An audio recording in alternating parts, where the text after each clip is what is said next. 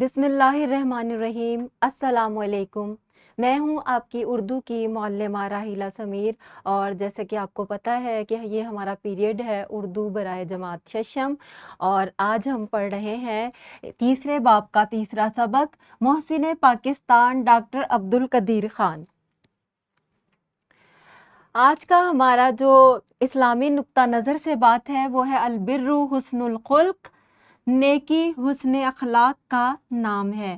صحیح مسلم کی یہ حدیث ہے 2553، اور حسن خلق کی ہمارے مذہب میں جو اہمیت ہے اس سے تمام بچے واقف ہوں گے کہ میزان عمل میں سب سے بھاری چیز جو ہے وہ خوش اخلاقی ہوگی، اور اچھی اور میٹھی بات بھی صدقہ ہے۔ تو آج کا سبق بھی ہمارا اسی سے متعلق ہے، اور ہمارا جو صلاحیت ہے آج بولنا کی ہے، اور حاصل تعلم ہے مختلف موضوعات سے متعلق اپنے خیالات، احساسات، مشاہدات، معلومات کا تسلسل برقرار رکھتے ہوئے درست قواعد و حرکات و سکنات کے ساتھ زبانی اظہار کر سکیں۔ اس سے پہلے کہ ہم جو ہے آج کا سبق سیکھیں کہ اچھا بولنا کس طرح ہے، اپنے احساسات کا اظہار کس طرح کرنا ہے، اپنے مشاہدات کو تسلسل سے کیسے بیان کرنا ہے، ہم ایک چھوٹی سی سرگرمی کر لیتے ہیں۔ آپ کو ایک موضوع دیا جا رہا ہے، آپ نے اس موضوع پر تھوڑی دیر جو ہے سوچنا ہے، اور پھر جو ہے اس پر بات کرنی ہے۔ موضوع ہے پاکستان بطور ایک ایٹمی طاقت۔ اس موضوع پر بات کرنے کے لیے سب بچوں کو کچھ وقت دیا جا رہا ہے، ہر بچہ اس موضوع پر بات کرے گا۔ ویڈیو کو پاز کریں اور یہ سرگرمی کریں۔ امید ہے کہ آپ نے یہ سرگرمی اچھے سے کر لی ہوگی۔ چلتے ہیں آج کے سبق کی طرف۔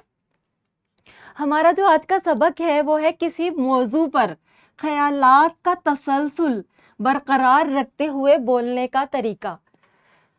بہت دفعہ ایسا ہوتا ہے کہ ہم اپنے احساسات کو بیان کرنے سے قاصر ہوتے ہیں، اس کی بہت ساری وجوہات ہوتی ہیں۔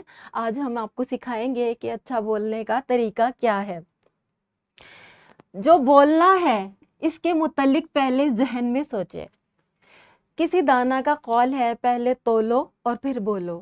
جو بھی آپ بولنا چاہتے ہیں پہلے وہ جملے ذہن میں ترتیب دے لیں، اور اس کے بعد آپ بولنا شروع کریں، تو اس سے بہت زیادہ امکان ہے کہ آپ کے جملے ہیں جو ہوں گے وہ درست ہوں گے۔ دوسرا ہمارا جو نقطہ ہے وہ ہے موضوع سے متعلق خاکہ مرتب کرنا۔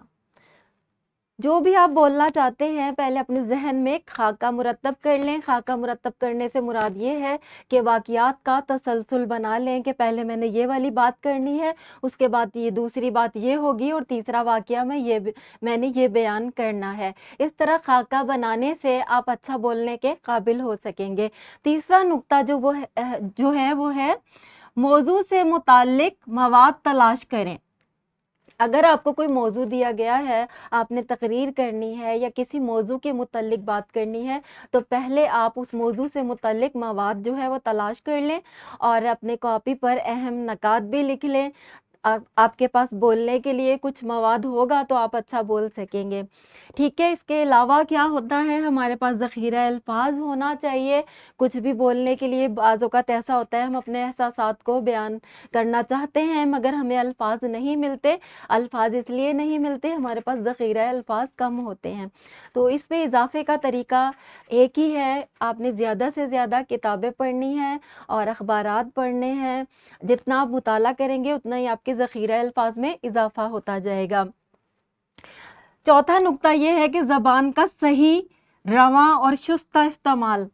زبان کا صحیح استعمال آپ کس طرح کریں گے؟ آپ زیادہ سے زیادہ افراد کی گفتگو سنیں کہ وہ درست قواعد کے ساتھ کس طرح بولتے ہیں۔ آپ کی گفتگو رواں ہونی چاہیے۔ رواں سے کیا مراد ہے؟ رواں سے مراد یہ ہے کہ آپ نے مسلسل بولنا ہے، اٹکنا نہیں ہے۔ اگر آپ اٹک اٹک کر بولیں گے تو کسی کو بھی آپ کی بات سمجھ میں نہیں آئے گی، اور لوگ جو ہے آپ کی توجہ سے بات نہیں سنیں گے۔ اس کے علاوہ شستہ استعمال کیا ہوتا ہے؟ آپ نے جو بھی بات کریں آپ نے شائستہ الفاظ کا چناؤ کرنا ہے۔ آپ کی گفتگو ایسی ہونی چاہیے کہ مخاطب جو ہے وہ آپ سے متاثر ہوئے بغیر نہ رہ سکے۔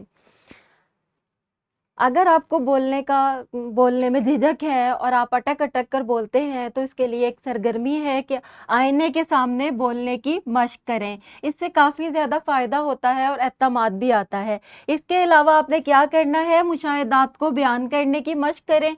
जैसे कि आप किसी बाग में गए हैं, वहाँ आपने क्या-क्या देखा, अपने घरवालों को बताएँ, अपने दोस्तों को बताएँ, ताकि आपको वाक़ियात को मुसलसल और तसलसल के साथ बयान करना आ जाए और ये मुसलसल मश्क से आपको अच्छा बोलना आ जाएगा। इसके अलावा अच्छे बोलने के लिए आपने क्या करना है, अहम नकात ज़हन नशीन कर लें। पहले से आपने ये काम कर लेना है, ताकि जब आप बोलें तो आप बहुत अच्छा बोलें। इसके अलावा अच्छा बोलने के लिए सबसे अहम चीज़ खुद एतमादी है। अगर आपके पास खुद एतमादी की दौलत है, तो आप बहुत जल्द अच्छा बोलने के काबिल हो जाएँगे और आप लोगों का सामना भी कर सकेंगे। मुझे उम्मीद है कि आपको तसलसल के साथ रवा अंदाज में बोलना आ गया होगा और अपने मुशाहिदात को बयान करने के लिए भी आपको नकात समझ में आ गए होंगे। आपको एक इनफरादी सरगर्मी दे रहे हैं, जो कि सब बच्चों ने करनी है।